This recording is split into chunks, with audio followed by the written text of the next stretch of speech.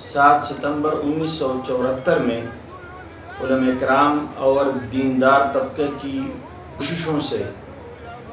عدالت سے ایک قانون عقیدہ ختم نبوت کے تحفظ کے لیے پاس کیا گیا۔ عقیدہ ختم نبوت کے بارے میں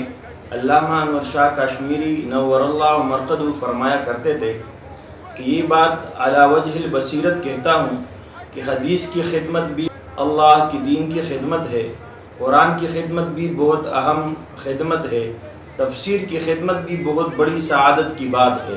فقہ کی خدمت بھی بہت بڑی نعمت ہے، تبلیغ کرنا بھی بہت اہم کام ہے، لیکن ختم نبوت سرکار دو عالم صلی اللہ علیہ وآلہ وسلم کی ذات کا تحفظ ہے۔ باقی چیزیں اقوال کا تحفظ ہے، اعمال کا تحفظ ہے، افعال کا تحفظ ہے،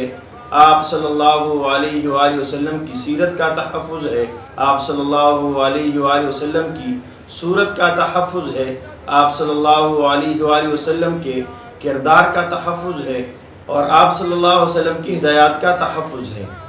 لیکن ذات کا تحفظ سب سے اولیٰ اور افضل ہے۔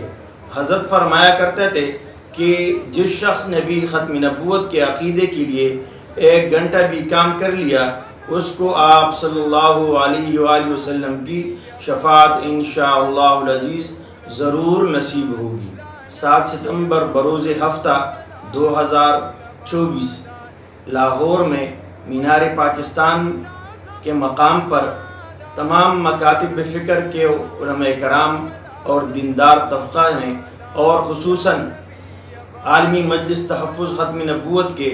اکابر علماء کرام اور جمعیت علماء اسلام کے امیر حضرت مولانا فضل الرحمن صاحب دامت برکاتہم العالیہ کے زیر نگرانی میں انشاءاللہ العزیز ایک بہت بڑا اجتماع منعقد ہونے والا ہے، جس میں آپ سب حضرات کو شرکت کی دعوت دی جاتی ہے۔